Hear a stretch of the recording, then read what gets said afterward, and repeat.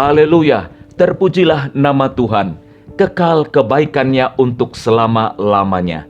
Saya percaya bahwa kebaikan Tuhan telah menjadi bahagian dalam kehidupan saudara-saudariku pendengar Radio Cakrawala dimanapun Anda berada. Dan saya percaya bahwa saat ini Anda telah menyiapkan hati dan pemikiran untuk mendengarkan sabda Tuhan.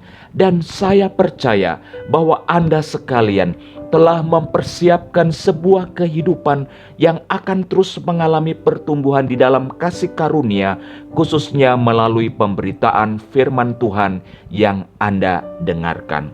Saudara-saudariku sekalian, program Sabda Menyejukkan Minggu 23 Januari tahun 2022 kembali menyapa Anda sekalian, dan kali ini berbicara tentang spiritualitas bejana kekudusan.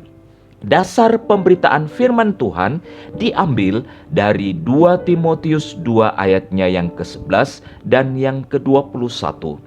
Ayatnya yang ke-11 mengatakan demikian: jika kita mati dengan Dia, kita pun akan hidup dengan Dia. Ayatnya yang ke-21 mengatakan, jika seorang menyucikan dirinya dari hal-hal yang jahat, ia akan menjadi perabot rumah untuk maksud yang mulia. Ia dikuduskan, dipandang layak untuk dipakai tuannya, dan disediakan untuk pekerjaan yang mulia.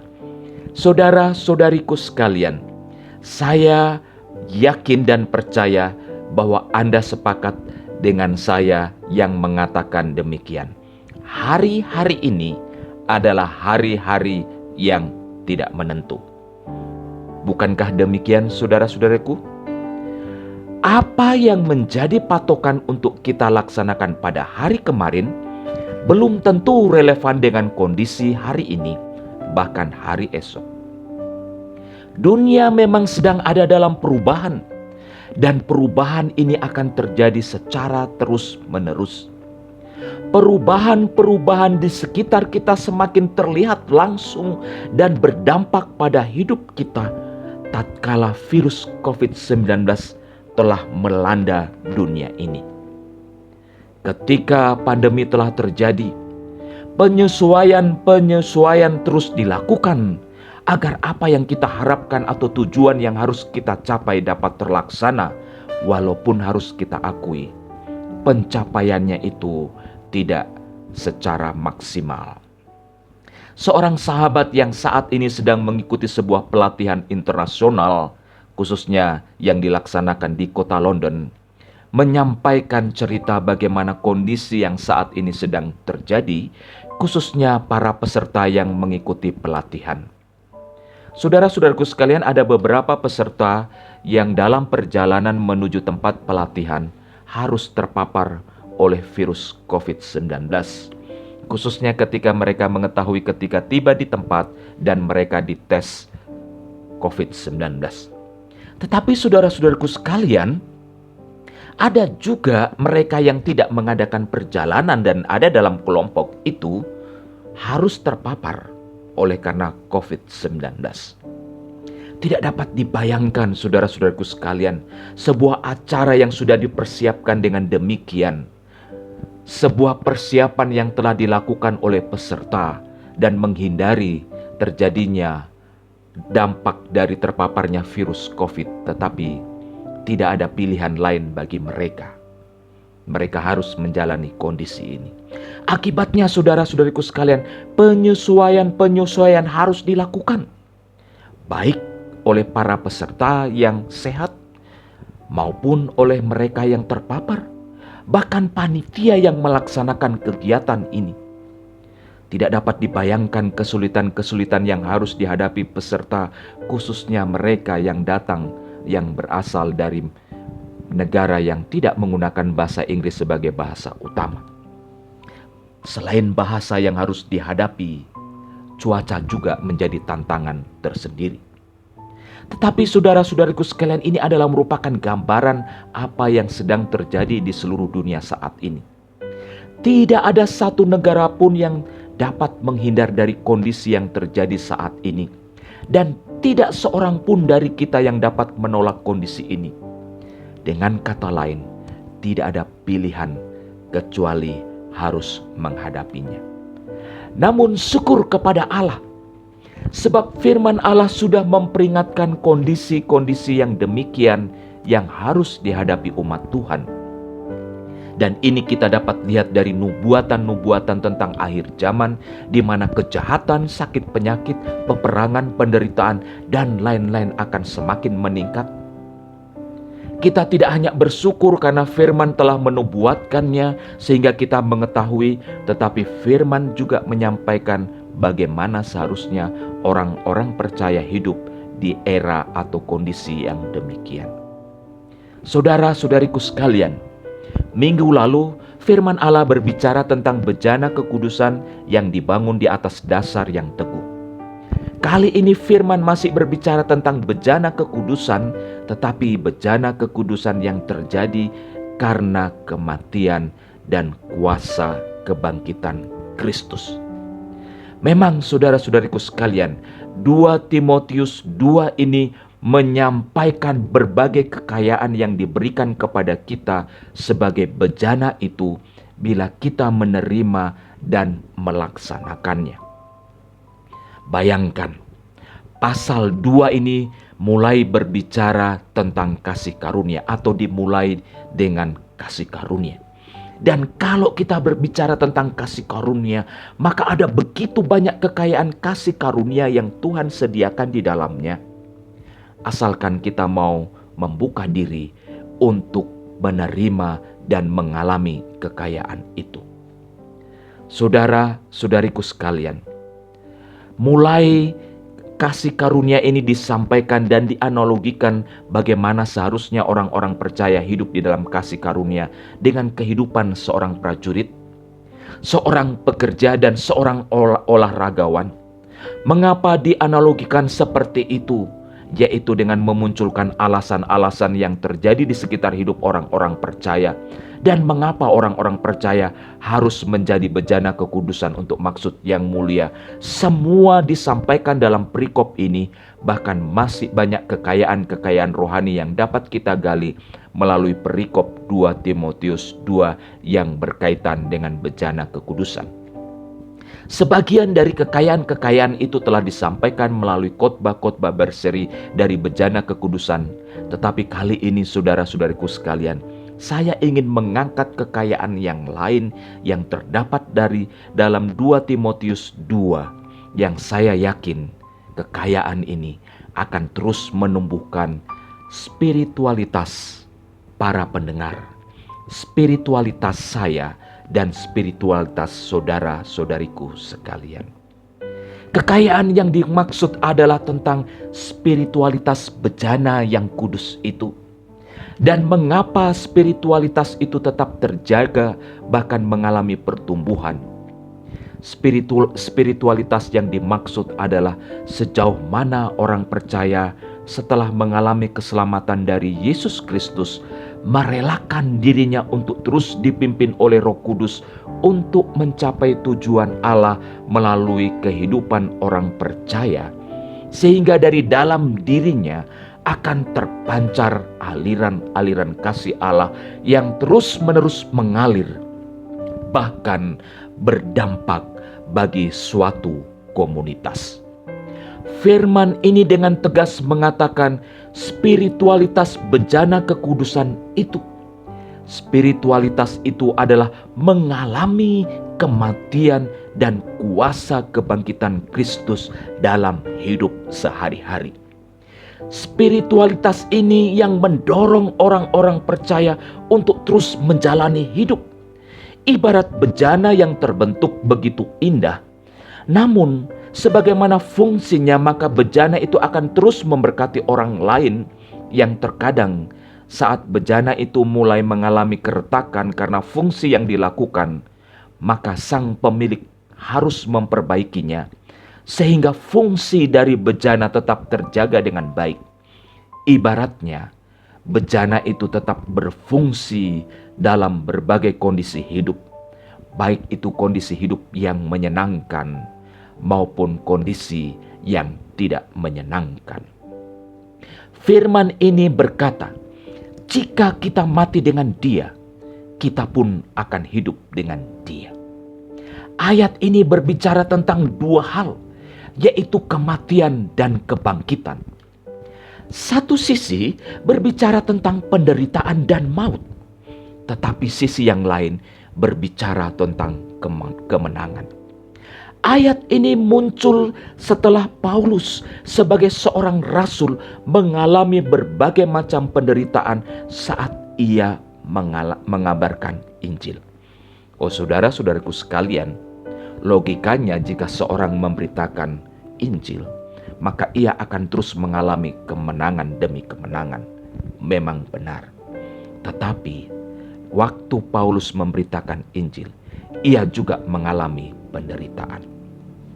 Ia menyebut karena Injil maka ia harus menderita, bahkan dibelenggu seperti seorang penjahat. Artinya, sebagai seorang rasul bukanlah merupakan suatu jaminan ketika tugas pemberitaan Injil dilakukan tanpa harus mengalami penderitaan. Bahkan karena tugas ini ia harus mengalami hukuman. Bukankah Rasul Paulus harus dipenjara? Apakah ini yang namanya jaminan sebagai seorang pemberita Injil? Saudara-saudariku sekalian, Paulus melihat bahwa saat ia sedang ada dalam penjara, bahwa pada saat ia memberitakan Injil, bahwa pada saat ia mengalami penderitaan, ia melihat di balik itu ada Yesus yang hidup. Sehingga penderitaan yang ia alami diperhitungkan tidak melebihi penderitaan Kristus di atas kayu salib. Dan ia dapat menanggungnya, namun di balik penderitaan itu sesungguhnya ada kehidupan, yaitu kebangkitan Kristus. Kalau tadi saya mengatakan bahwa dari 2 Timotius 2 ayatnya yang ke-11 tadi ada sisi kematian, tetapi juga ada kuasa kebangkitan. Maka demikianlah saudara-saudariku sekalian, bahwa dalam menjalani hidup ini, Paulus dan juga orang-orang percaya, sesungguhnya penderitaan itu tidak sebanding dengan kuasa kebangkitan Kristus yang kita alami. Inilah yang disebut dengan spiritualitas orang-orang percaya, yaitu bahwa hidup kita dibangun di atas dasar kematian dan kebangkitan Kristus. Dan bahwa segala sesuatu yang harus kita hadapi di dunia ini merupakan, apakah itu kepahitan, kesengsaraan, bahkan maut sekalipun, tidak dapat memisahkan kita dari kasih Kristus. Sebab kuasa kebangkitan itu yang menjadi perisai kita tatkala kita menghadapi berbagai kepahitan dan kesengsaraan. Kita percaya bahwa hidup ini bukan hanya berbicara tentang penderitaan dan kepahitan serta kesengsaraan saja. Benar, hidup ini juga berbicara tentang sukacita dan kemenangan.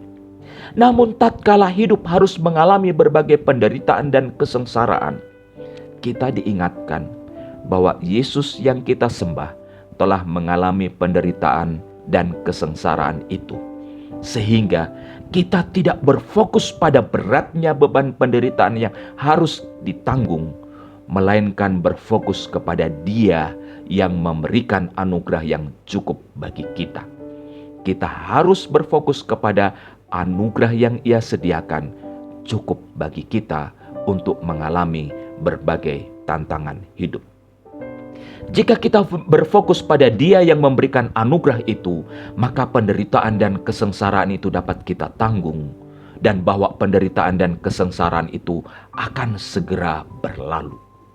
Pernyataan ini nih yang harus diimani dan dibangun dalam kehidupan orang-orang percaya, sehingga dengan spirit bahwa kuasa kebangkitan Kristus telah menguasai hidup orang-orang percaya, maka hidup kita akan berdampak pada orang-orang yang ada di sekitar kita. Suatu kehidupan yang memberikan arti bagi suami atau istri dan anak-anak. kehidupan yang berdampak di setiap area di mana kita bekerja dan beraktivitas. Tidak pandang mana yang sekuler atau yang rohani, sebab ukuran yang rohani atau sekuler terletak pada diri kita dalam bertindak. Bukankah yang kita anggap sekuler justru menunjukkan yang lebih rohani?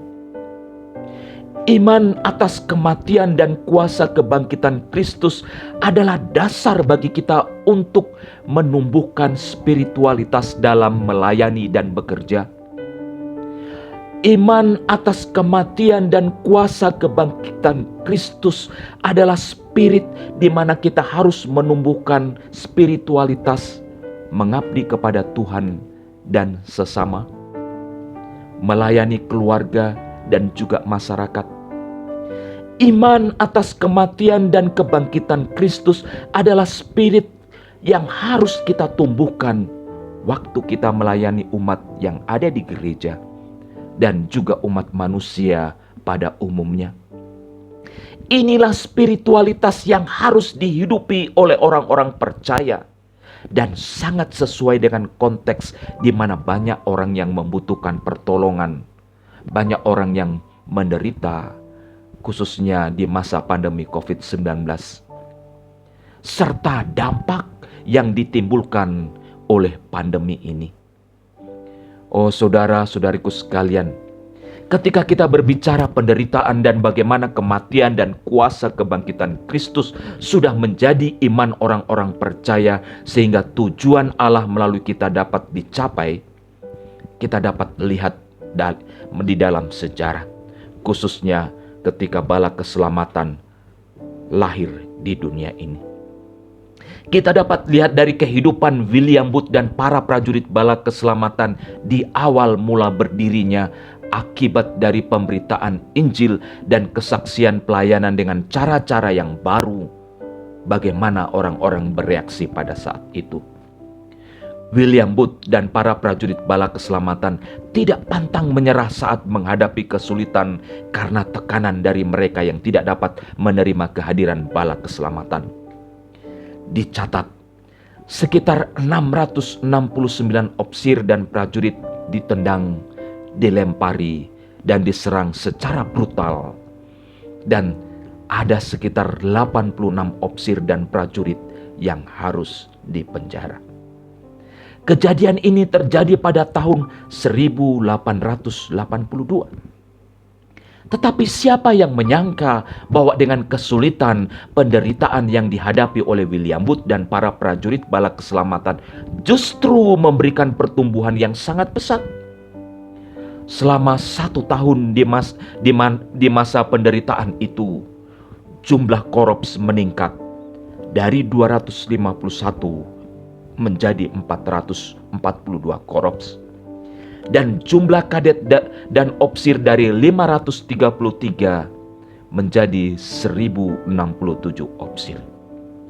Bukankah pertumbuhan yang sangat fantastis jumlahnya, dan ini hanya terjadi dalam 1 tahun?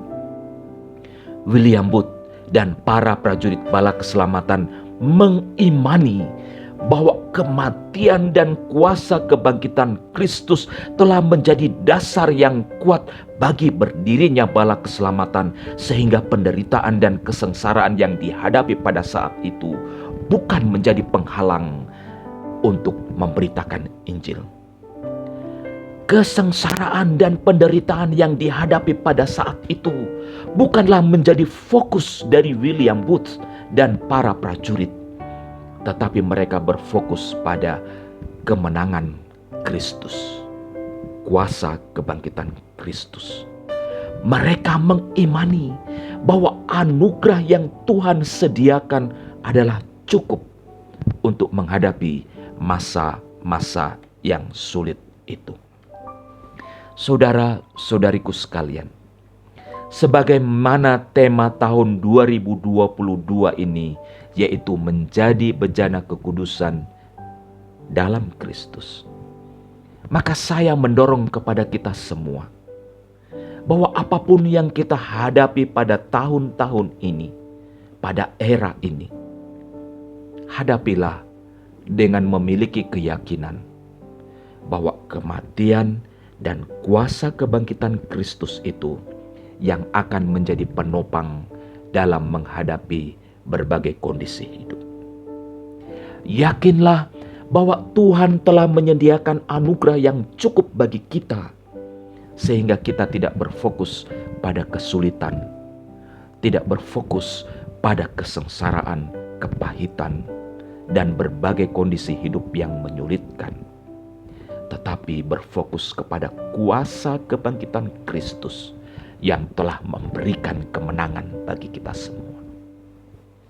Mari kita tumbuhkan kehidupan rohani kita di atas dasar kematian dan kebangkitan Kristus. Bejana kekudusan itu memiliki spiritualitas, kematian, dan kebangkitan Kristus. Mari kita hadapi hidup ini dengan melihat bahwa kemenangan Tuhan telah sediakan bagi kita semua. Terpujilah nama Tuhan. Haleluya. Amin. Mari kita berdoa. Bapa dalam kerajaan surga, kami telah mendengarkan firman-Mu. Kami telah didorong untuk terus menumbuhkan kehidupan rohani kami, untuk memiliki spiritualitas yang dibangun atas dasar kematian dan kebangkitan Kristus. Dan biarlah hidup kami menjadi bejana yang kudus yang akan terus berdampak bagi orang lain. Khususnya di masa-masa yang sulit ini, jadikan kami bejana yang terus memberkati, yang terus menolong, yang terus membawa orang lain mengalami aliran-aliran kasih Kristus dalam hidup mereka. Hamba-Mu berdoa bagi seluruh pendengar Radio Cakrawala dimanapun mereka berada, berkatilah hidup mereka. Kalau mereka sedang mengalami kesulitan, Tuhan tolong, Tuhan topang mereka. Kalau ada di antara mereka yang sedang mengalami kesulitan-kesulitan dalam hidup berkeluarga, apakah itu hubungan suami istri, apakah itu hubungan dengan anak-anak, atau karena tekanan-tekanan ekonomi, Tuhan tolonglah dan kasihanilah mereka. Sebagaimana firman-Mu yang kami dengarkan pada saat ini, bahwa anugerah-Mu cukup bagi kami, maka biarlah anugerah-Mu itu juga cukup bagi kami semua, khususnya di masa-masa yang sulit ini. Diagungkan dan dimuliakan Engkau ya Tuhan, yang telah memanggil kami dan yang telah menguduskan kami. Di dalam nama Yesus Kristus kami naikkan doa ini. Amin. Amin. Sampai jumpa minggu depan pada program Sabda Menyejukkan. Tuhan Yesus memberkati kita semua.